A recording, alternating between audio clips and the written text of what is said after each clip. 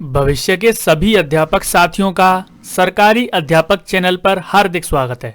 दोस्तों, राष्ट्रीय पाठ्यचर्या की रूपरेखा 2005 से हम आज 31 प्रश्नों को डिस्कस करेंगे और ये 31 प्रश्न के जो आंसर हैं वो एक शब्द में होंगे। ये एक शब्द की सहायता से आपके इस एनसीएफ 2005 के टैग वर्ड्स भी बन जाएंगे। इसके अलावा आपको इसमें गणित पेडागोजी, जो मैथ्स पेडागोजी है, उसके भी टैग वर्ड्स आपको इसमें देखने को जरूर मिलेंगे। तो चलिए शुरुआत करते हैं, 31 प्रश्नों को एक एक करके डिस्कस करते हैं। सबसे पहले जितने भी स्टूडेंट नए हैं वो हमारे सरकारी अध्यापक चैनल को सब्सक्राइब कर लें। इसके बराबर में जो बेल आइकॉन बन के आता है उसको ऑल पर सेट कर लें। और जिसने भी अभी तक हमारा टेलीग्राम ज्वाइन नहीं किया है वो लिंक डिस्क्रिप्शन में दिया गया है, हमारे टेलीग्राम को ज्वाइन कर लें, क्योंकि वहां पर आपके एग्जाम से संबंधित पल पल की खबरें हम वहां पर देते रहते हैं। चलिए शुरुआत करते हैं। सबसे पहला प्रश्न आपकी स्क्रीन पर है कि विद्यालय शिक्षा का अब तक का नवीनतम राष्ट्रीय दस्तावेज है। विद्यालय शिक्षा जो चलाई जाती है एनसीएफ 2005 के अनुसार, उसका नवीनतम राष्ट्रीय दस्तावेज विद्यालय का किसको बोला गया है? तो देखिए, एनसीएफ 2005 को ही बोला गया है। एनसीएफ 2005 इक्वल करके आप लिख लो राष्ट्रीय नवीनतम दस्तावेज। शिक्षा का राष्ट्रीय नवीनतम दस्तावेज किसको बोला जाता है? एनसीएफ 2005 को। अगला प्रश्न आपकी स्क्रीन पर है कि इस मंत्रालय की पहल पर एनसीएफ 2005 तैयार किया गया था, यानी कि कौन सा ऐसा डिपार्टमेंट था सरकार का जिसकी पहल पर एनसीएफ 2005 को तैयार किया गया था? तो उसका नाम मैं आपको बता देता हूं, मानव संसाधन विकास मंत्रालय। अब मानव संसाधन विकास मंत्रालय में मानव संसाधन विकास मंत्री कौन है, इसका जवाब आप लोग देंगे नीचे कमेंट में। ठीक है, नेट पर सर्च करिए कि भारत में अभी वर्तमान में मानव संसाधन विकास मंत्री कौन है ना? तो ये हो गया। तीसरा है, किसकी अध्यक्षता में विद्वानों ने एनसीएफ 2005 तैयार किया? जब एनसीएफ 2005 तैयार हो रहा था तो कौन कौन से विद्वान थे वहां पर और उनकी अध्यक्षता कौन कर रहा था? उन विद्वानों के अध्यक्ष कौन थे? तो आंसर है इसका प्रोफेसर यशपाल। ये वही प्रोफेसर यशपाल समिति है जिन्होंने बिना बोझ के शिक्षा की पहल की थी, है ना? तो प्रोफेसर यशपाल की अध्यक्षता में एनसीएफ 2005 को तैयार किया गया था। आगे है, एनसीएफ 2005 का प्रमुख सूत्र है। एनसीएफ 2005 का प्रमुख सूत्र क्या है? तो इसका जो प्रमुख सूत्र है वो है बिना भार के अधिगम, लर्निंग विदाउट बर्डन, है ना? बिना भार के अधिगम, याद रखेंगे, ये इसका सूत्र है। एनसीएफ 2005 का प्रारंभ रविंद्रनाथ टैगोर के किस निबंध से होती है? यानी कि इसका जो प्रारंभ है वो, इसकी जो संकल्पना है वो रविंद्रनाथ टैगोर के एक निबंध से ली गई थी। तो उस निबंध का नाम क्या है? उस निबंध का नाम है सभ्यता और संस्कृति। क्या नाम है? सभ्यता और संस्कृति। तो ये आपके टोटल मेन 5 क्वेश्चन हो गए। आगे बढ़ते हैं। छठवां प्रश्न आपकी स्क्रीन पर है कि एनसीएफ 2005 में बल दिया गया है। एनसीएफ 2005 किस चीज पर बल देता है? तो यह बल देता है शांति के लिए शिक्षा। किस पर बल देता है?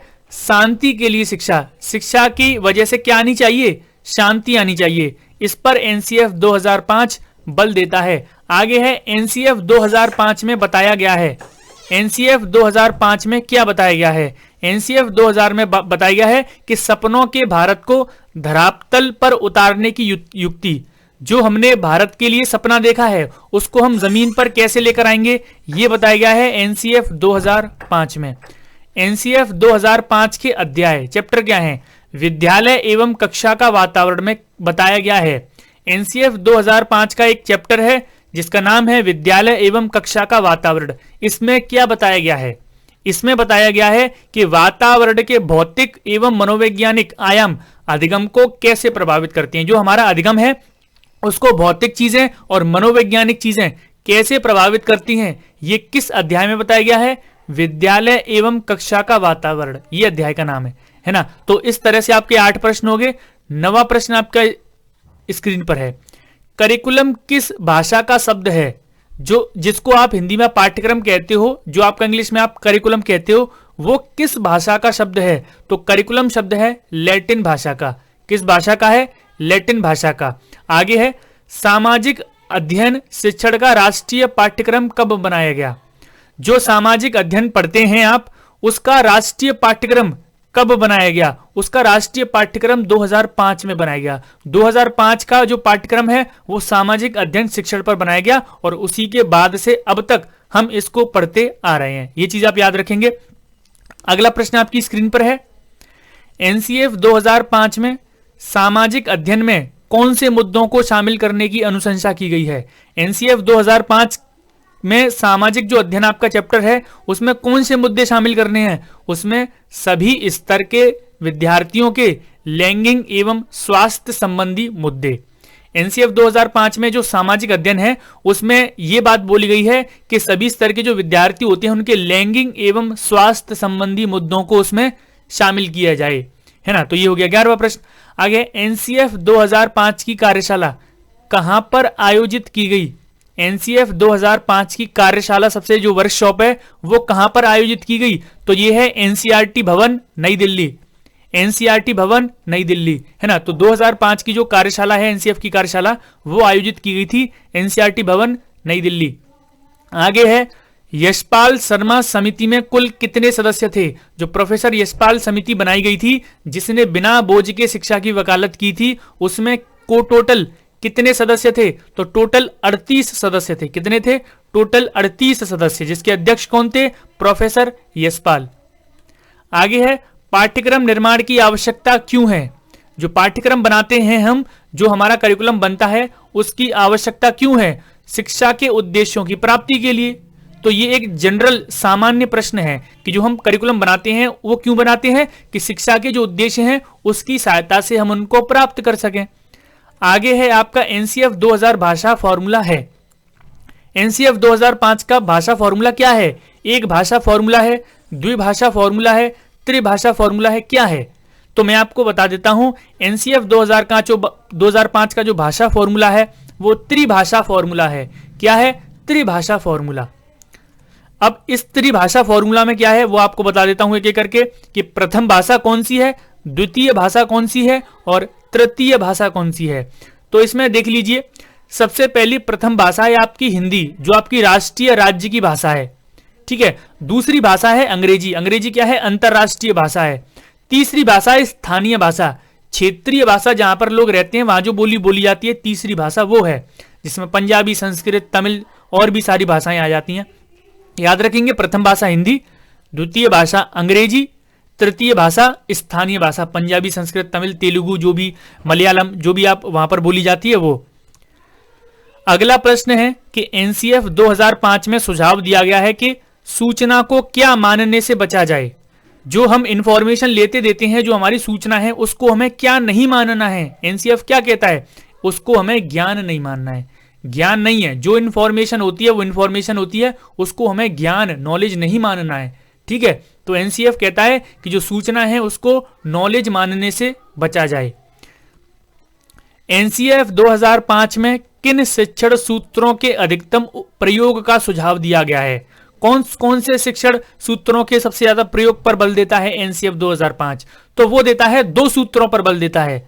कौन कौन से? एक तो ज्ञात से अज्ञात की ओर और मूर्त से अमूर्त की ओर। जो चीजें बच्चे को ज्ञात हैं उससे आप अज्ञात की ओर ले जाएं बच्चे को, और जो चीजें उसके सामने हैं उससे अमूर्त की ओर ले जाएं, जो चीज उसके सामने नहीं है। तो 2 सूत्रों पर, 2 शिक्षण सूत्रों पर एनसीएफ 2005 बल देता है। किस पर? ज्ञात से अज्ञात और मूर्त से अमूर्त। आगे बढ़ते हैं।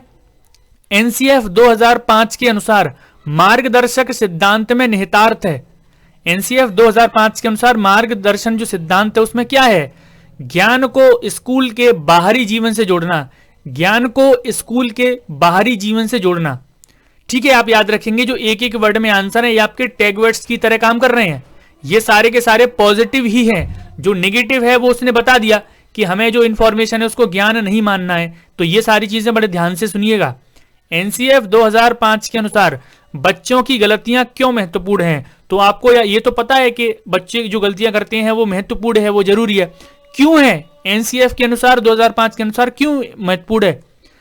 यह समाधान को पहचानने में सहायता करती हैं। जो बच्चे गलतियां करते हैं फिर उसका जो समाधान निकालना है वो पहचानने में गलतियां मदद करती हैं कि दिक्कत बच्चे को कहां पर आ रही है, कहां पर बच्चे को परेशानी है ना। तो चलिए आगे बढ़ते हैं। 20 प्रश्न हमारे हो गए। 21वां प्रश्न है, शिक्षा बिना बोझ के जो एनसीएफ 2005 का प्रमुख स्रोत है, स्लोगन है, इसका अर्थ क्या है? शिक्षा बिना बोझ के का क्या मतलब है? बच्चे को बिना बोझ की शिक्षा का क्या मतलब है? तो इसका मतलब यह है कि पाठ्यचर्या के बोझ को कम करना। जो बच्चे का पाठ्यक्रम है, जो अनाधिकृत पाठ्यक्रम है ना, उसको कम कर दिया जाए, उसका मतलब है शिक्षा बिना बोझ की। बिना बोझ की शिक्षा का इसका मतलब यह नहीं है कि बच्चा बैग लेकर नहीं आएगा, बुक्स लेकर नहीं आएगा। इसका मतलब है जो पाठ्यक्रम है, पाठ्यचर्या है, उसको कम किया जाए।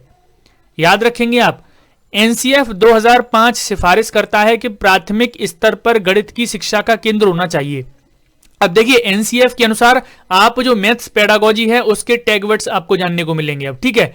एनसीएफ 2005 क्या सिफारिश करता है कि प्राथमिक स्तर पर गणित की शिक्षा का क्या केंद्र होना चाहिए? गणित की शिक्षा का केंद्र ये होना चाहिए कि कक्षा में पढ़ाई गए टॉपिक्स को विद्यार्थी के दैनिक जीवन से जोड़ना, उसकी रियल लाइफ से उनको रिलेट करना, है ना। तो ये मैंने आपको पहले ही बता दिया है पॉजिटिव नेगेटिव पॉइंट्स में। एनसीएफ 2005 में गणित शिक्षण के बारे में बताया गया है कि गणित शिक्षण महत्वाकांक्षी, सुगमता और महत्वपूर्ण होना चाहिए। यहां महत्वाकांक्षी का क्या मतलब है?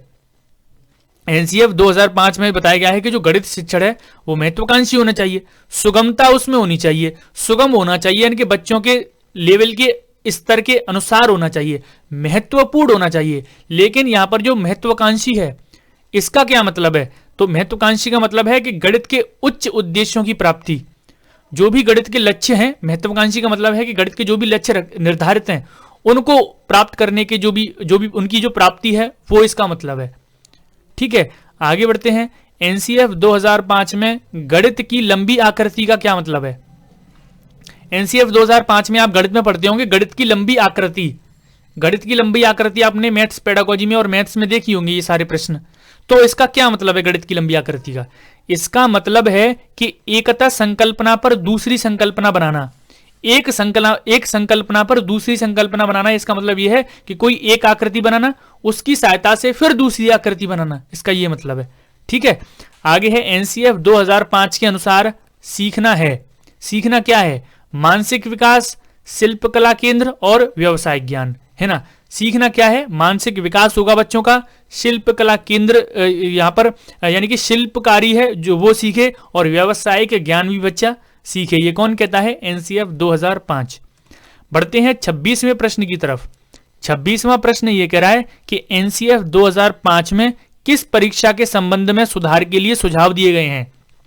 कौन सी परीक्षा है उसमें सुधार किया जाए, ऐसा एनसीएफ 2005 कहता है? तो वो है कि कक्षा 10वीं की परीक्षा ऐच्छिक हो। इसका मतलब यह है कि बच्चा अगर चाहे तो उसको 10वीं के बोर्ड की परीक्षा वो दे, अगर वो नहीं चाहे तो मत दे, नहीं दे।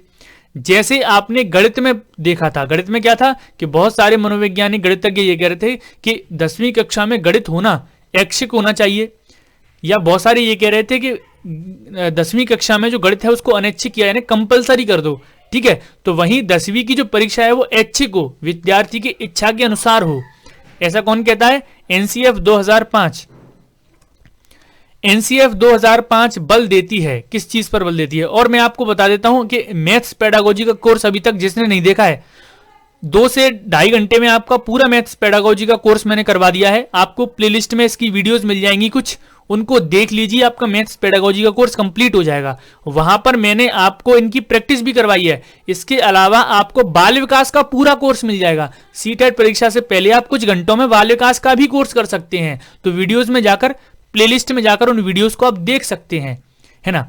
चलिए, एनसीएफ 2005 बल देती है। प्रश्न नंबर 27, किस चीज पर बल देती है? करके सीखने पर। किस पर? करके सीखने पर बल देती है। एनसीएफ 2005 में कला शिक्षा को विद्यालय से जोड़ने का उद्देश्य है। जो कला शिक्षा है उसको विद्यालय से जोड़ा जाए।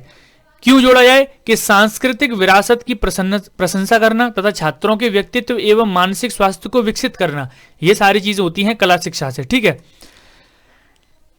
एनसीएफ 2005 में गुणवत्ता आयाम शीर्षक के अंतर्गत महत्व दिया गया है। तो गुणवत्ता आयाम का शीर्षक क्या है? बालकों के लिए संरक्षित अनुभव एवं पाठ्यक्रम सुधार को।